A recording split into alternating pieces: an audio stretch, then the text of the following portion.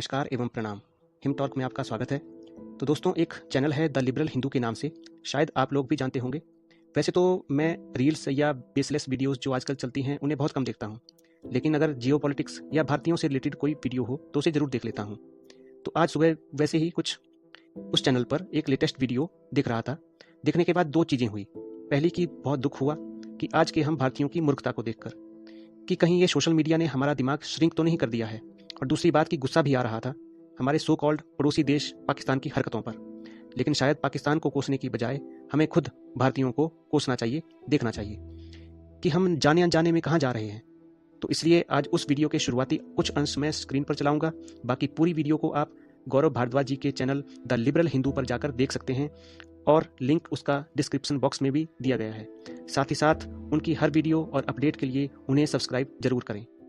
नमस्कार, जय मां भारती। दोस्तों, अगर आपको ये कंटेंट पसंद आ रहा है तो वीडियोस को लाइक कीजिए, शेयर कीजिए और चैनल को सब्सक्राइब जरूर कीजिएगा। सब्सक्राइब करने के बाद बेल आइकन भी जरूर दबाइएगा, जिससे कि आपको भविष्य में आने वाले एपिसोड्स का नोटिफिकेशन मिल सके।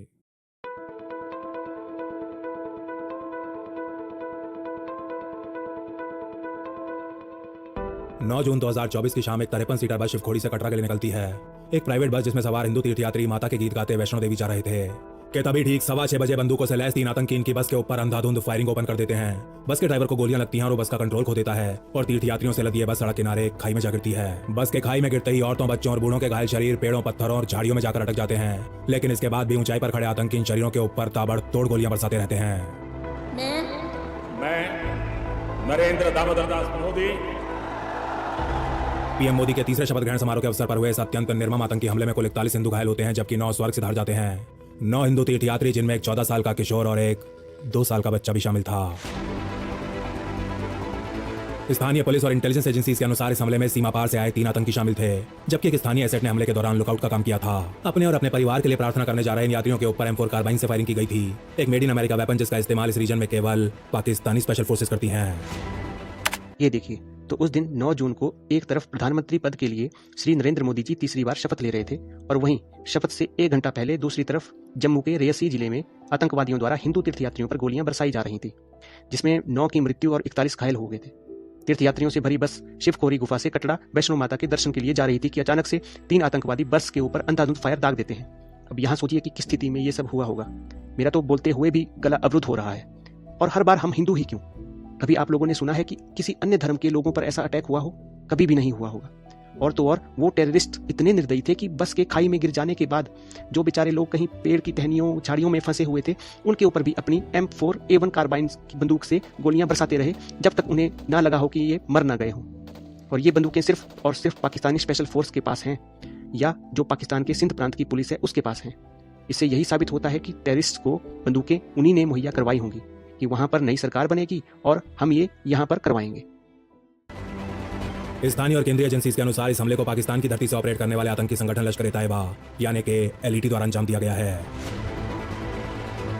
भारत की धरती पर होने वाले इस प्रकार के आतंकी हमलों को अंजाम देने के लिए LET और JVD जैसे आतंकी संगठनों को पाकिस्तान की सरकार और एस्टेब्लिशमेंट से तो पैसा मिल ही रहा है। और हैरानी की बात यह है कि काम पाकिस्तानी नागरिक भी इस काम में कतई पीछे नहीं है। लेकिन इससे भी कहीं ज्यादा चिंताजनक बात यह है कि हमारे देश के लाखों नागरिक भी इन संगठनों की खूब सहायता कर रहे हैं। हमारे देश के कई बड़े पत्रकार और यूट्यूबर जाने अनजाने में अपने हाथ अपने ही नागरिकों के खून से रंग रहे हैं।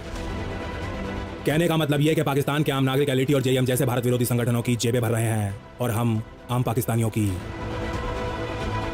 कौन है वो भारतीय पत्रकार जो पाकिस्तानी यूट्यूबर्स की कमाई को बढ़ाने में बढ़ चढ़कर उनका सहयोग कर रहे हैं, और कैसे इस कमाई का एक हिस्सा भारत में मासूमों का खून बहाने में इस्तेमाल हो रहा है?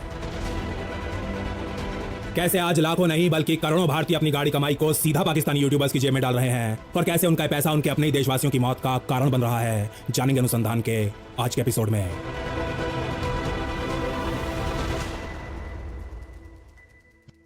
अब ये देखिए, हमें खुद अच्छे से पता है कि पाकिस्तान ये कर रहा है, वो कर रहा है, लेकिन कैसे? पैसे तो जरूरी है ये सब करने के लिए। आप में से कुछ एक को हैरानी होगी कि हम भारतीय अपनी गाड़ी कमाई में से जाने अनजाने में भी पाकिस्तान को पैसे दे रहे हैं, और इसमें हमारे देश के बड़े बड़े पत्रकार, यूट्यूबर्स और पुराने क्रिकेटर भी शामिल हैं। देखिए, हम में से कई लोग ऐसे हैं जो लगातार आए दिन यूट्यूब पर वीडियोज़ बराबर देखते रहते हैं, चाहे वो पाकिस्तानी ड्रामाज हो या कोई रिएक्शन वीडियो हो। आजकल एक नया ट्रेंड चला है कि पाकिस्तानी ड्रामा हमारे इंडियन ड्रामाज से, इंडियन सीरियल से अच्छे हैं, बेहतर हैं।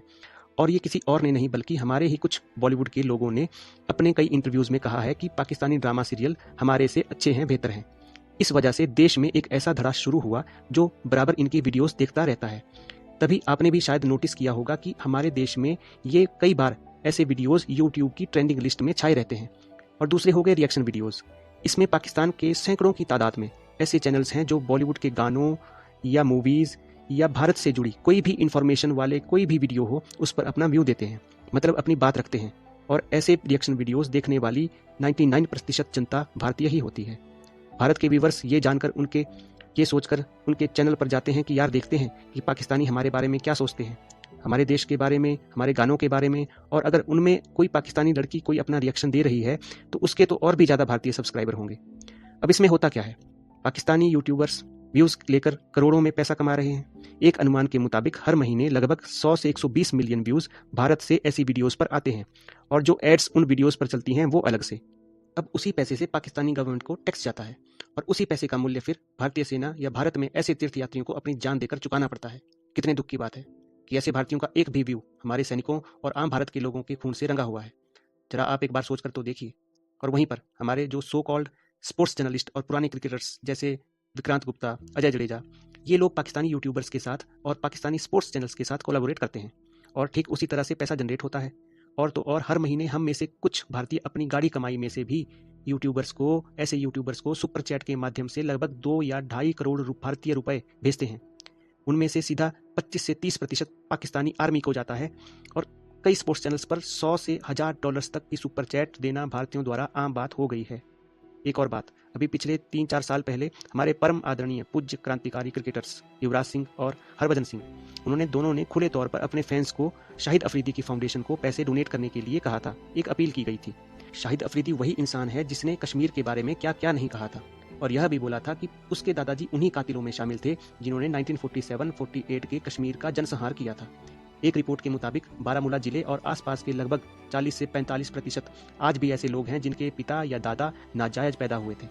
मतलब उस वक्त उन्होंने इतनी दरिंदगी की थी कि उस क्षेत्र की महिलाओं की इज्जत असमत लूटी गई थी।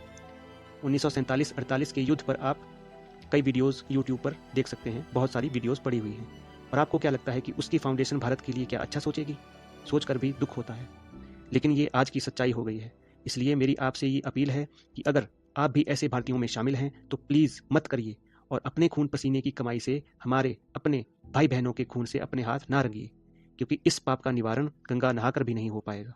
और अंत में आप सभी द लिबरल हिंदू चैनल्स पर जाकर पूरी वीडियो ज़रूर देखें और उनकी जो भी और वीडियोज़ हैं उन्हें भी देखें। चलिए इसी के साथ मिलते हैं अगली वीडियो में। जय सनातन, जय भारत।